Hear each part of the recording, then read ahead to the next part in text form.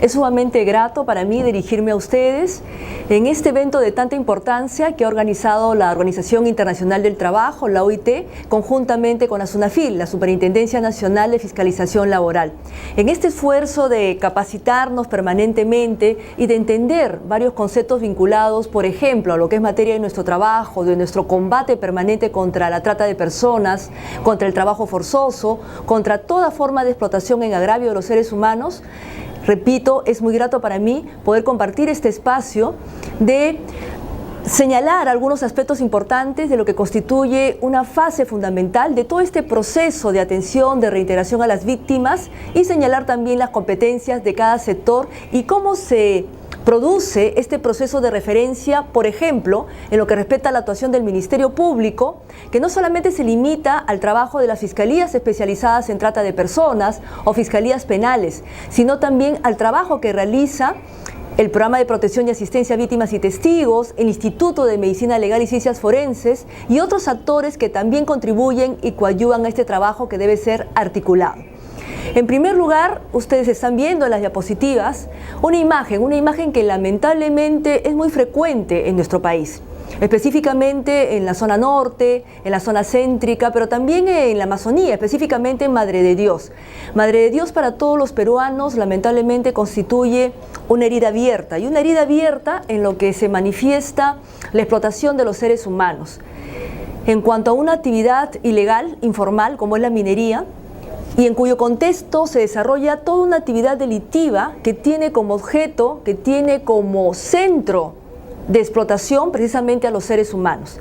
Aquí ustedes están viendo precisamente el caso de la minería aurífera y la tala ilegal de madera, que se presenta en Madre de Dios, en otros lugares también de nuestro país, como puede ser Puno, el centro poblado La Rinconada, también es un caso muy conocido, pero en este caso estamos viendo una escena cotidiana, y es a hombres trabajando, es decir, cargando un tronco de madera, y bajo todo este, podríamos decir, panorama de trabajo, en realidad lo que se esconde, en realidad lo que subyace es explotación, es trabajo forzoso. Y vamos a entender durante este espacio de tiempo cómo se viene produciendo este fenómeno y esta problemática. Pero antes, me permito señalar normatividad internacional al respecto, es decir, cómo se está regulando toda la actividad del Estado, todas las acciones del Estado para capacitarnos, para sensibilizarnos, para difundir cómo se viene manifestando el trabajo forzoso en nuestro país y cómo combatirla. En principio tenemos que manifestar y mencionar a 3 convenios de la OIT precisamente que son básicos y fundamentales en este combate. En principio, el convenio número 29. ¿Por qué es tan importante este convenio? Porque obliga al Estado, en este caso al Estado peruano, a suprimir toda forma de explotación, pero específicamente el trabajo forzoso, bajo cualquiera de las formas que se manifieste. Ustedes ya han tenido la oportunidad de contar con expertos, con docentes, con especialistas, que les han explicado lógicamente en qué consiste el trabajo forzoso, la mirada jurídico-penal, legal, pero hoy día vamos a aterrizar en este proceso de referencia, de apoyo y reintegración a las víctimas. No obstante, estos convenios son básicos y fundamentales para entender lógicamente cómo se realiza este trabajo. Y aquí también podemos mencionar el convenio número 105 de la OIT. Este convenio específicamente señala que no se puede recurrir al trabajo forzoso bajo ninguna modalidad, ni siquiera con fines de fomento económico o como un medio de educación política o como un castigo, menos aún por haber participado en actividades, por ejemplo, como huelga o cuando los trabajadores se sindicalizan para reclamar sus derechos laborales. Finalmente también tenemos el convenio 182 y este convenio es muy importante al igual que los demás. Pero me permito resaltarlo porque se basa específicamente en atacar, prohibir y eliminar las peores formas de trabajo infantil. Lamentablemente en nuestro país, uno de los sectores de víctimas más identificadas son precisamente las víctimas que son niños y adolescentes menores de edad. Entonces este convenio es muy importante. En el trabajo diario que realizamos a nivel de las fiscalías especializadas en trata de personas, siempre estamos verificando cuál es esta nómina, este rol, esta relación de actividades peligrosas para los niños, niñas y adolescentes y también cuáles son las peores formas de trabajo infantil, porque sirven precisamente para justificar, para sustentar de manera idónea y con los suficientes elementos de convicción cómo un caso tiene relevancia penal y no es un caso que deba deslindarse solamente en la vía administrativa laboral. Y eso lo vamos a conversar en breves momentos. También y finalmente podemos mencionar en el marco de esta normatividad al protocolo del año 2014. Este protocolo también es muy importante. Reitera y señala la obligación de los estados de eliminar toda forma de trabajo forzoso. Pero un aspecto también importante a mencionar es que centra su atención en la víctima.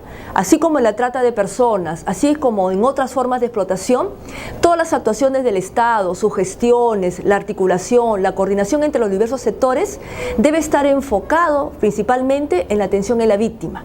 Entonces, ese es un aspecto importante que también este protocolo del año 2014 señala y reafirma. Bien, habíamos mencionado que ya tenemos nociones acerca del trabajo forzoso. Sin embargo, me permito señalar tres aspectos, un poco para refrescar la memoria y también centrarnos en contexto sobre lo que va a ser el proceso de referencia y cómo se derivan las instituciones o cómo canalizan, mejor dicho, el apoyo que se brindan mutuamente en apoyo a las víctimas de trabajo forzoso.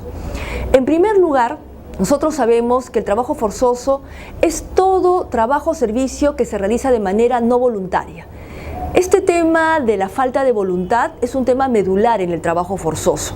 Es decir, si nosotros sabemos que hay diferencias básicas y fundamentales en la tipificación de la trata de personas y el trabajo forzoso, y que en muchos casos de trata también derivan en trabajo forzoso, tendríamos que tener en cuenta como una connotación o elemento esencial que el trabajo forzoso es la prestación de un servicio o un trabajo, valga la redundancia, pero que se presta de manera no voluntaria. ¿Y bajo qué?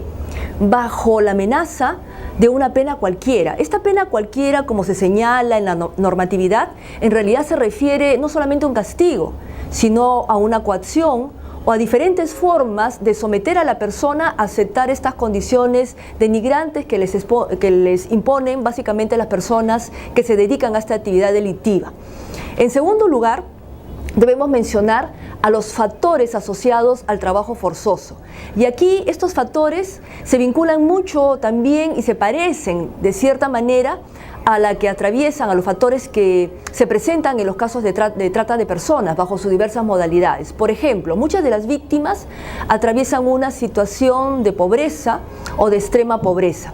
También las víctimas, es decir, aquellas potenciales víctimas que son extraídas, son captadas de diferentes lugares, en este caso también podrían ser convencidas por parte de los supuestos empleadores acerca de un trabajo legal, formal o muy beneficioso y finalmente no se da esta situación, se produce en aquellas zonas de nuestro país, de nuestro estado, en las cuales la presencia precisamente de las autoridades, de las instancias gubernamentales se muestran ausentes.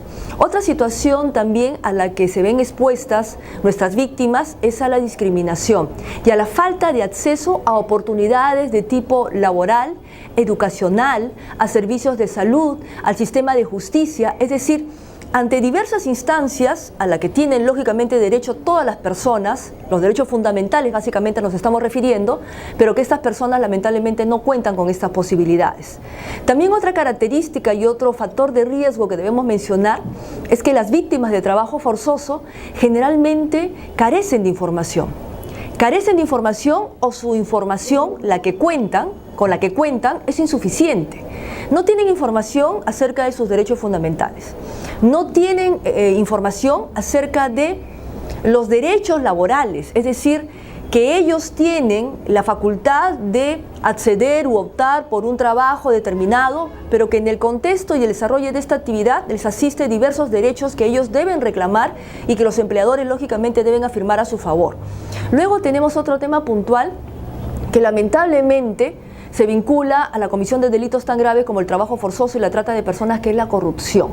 La corrupción, ¿por qué? Porque es un factor de riesgo, porque muchas veces las autoridades que están obligadas a actuar de una manera diligente para evitar justamente estas situaciones que se convierten en factores de riesgo precisamente para el trabajo forzoso, u omiten sus funciones o las incumplen, y muchas veces estos actos están vinculados a situaciones de corrupción.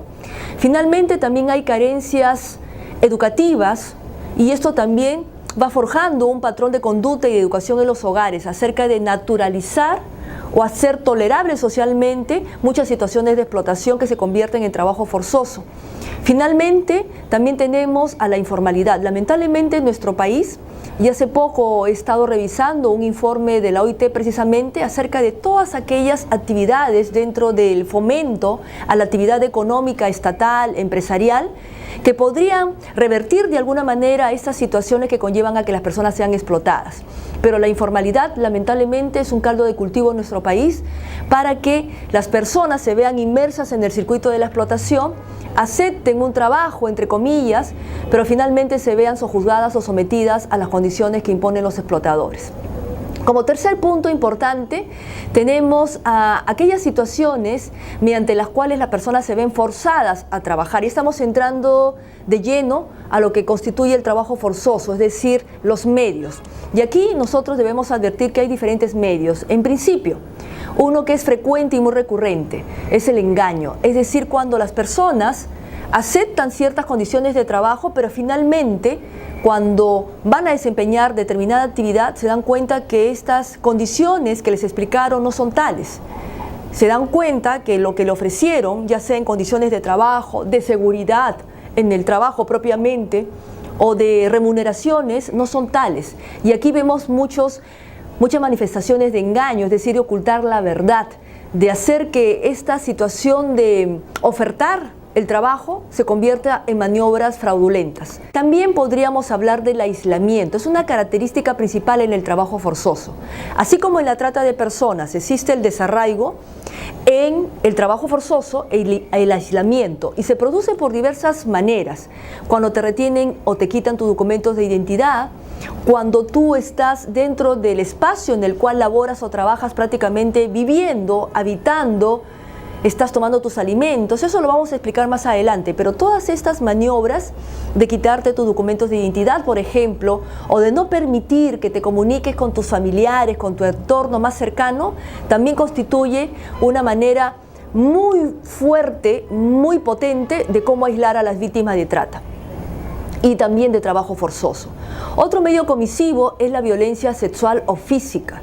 Hay muchas personas que efectivamente se ven sometidos a estos tipos de violencia y a través de ellos son víctimas de trabajo forzados. La intimidación y las amenazas también se manifiestan como este modo de presionar y de coaccionar a las víctimas, la retención de documentos de identidad, como ya lo había manifestado, la retención de sueldos también es otra forma coercitiva que imponen las personas que someten a otras al trabajo forzado, y la servidumbre por deudas, que me voy a permitir explicar de una manera más pormenorizada.